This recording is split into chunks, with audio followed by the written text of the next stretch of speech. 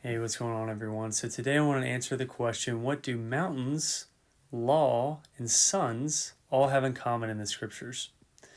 So, for starters, when God created the first man, he called that man Adam. He placed him on a mountain in a garden called Eden and gave him the law. He said, you can eat of any tree except for the tree of the knowledge of good and evil. When Adam ate of it, he failed and he sinned. The next son, mountain, and law that I want to look at is that of Israel, which is described as being a son, a type of son of God, the people of Israel. Through their mediator Moses, their leader, they were placed on a mountain, Mount Sinai, given the law, the Ten Commandments, and they too sinned and broke that law. They fell short of it. The third that I want to mention in the Old Testament is David, the royal son, and his son Solomon. He was placed on a mountain, Mount Zion, Jerusalem. He was the king, and he ended up committing adultery with Bathsheba. So he was on that mountain. He was given the law. He's under that Mosaic law, and he failed. He committed adultery, and he failed, and so did his son Solomon as well.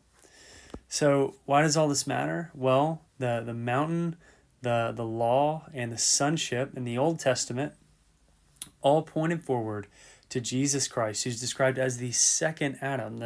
It's kind of a head over all humanity. For anyone that believes in him, he functions as their federal head. And he too was placed on a mountain with law, and he was the true Son of God, right? So to be specific, he was placed on 3 mountains. One was a mountain in the wilderness, 40 days of testing. He was tempted by the devil, but he resisted. He passed. Number 2 was a mountain in the Garden of Gethsemane when he was tempted not to go to the cross, but he said, Lord, your will be done, not mine. And finally, he was placed on a hill in Golgotha, and he was hung on a cross. And he was tempted to come down from that cross, but instead he stayed there to pay the penalty for all mankind. And so because the first Adam, the first son, placed on a mountain with the law, failed, and he was cursed by a tree, so the second Adam, Jesus Christ, placed on a hill in Golgotha, he too had to take the curse of the tree by being hung on a cross in our place, that anyone who believes in him will be saved.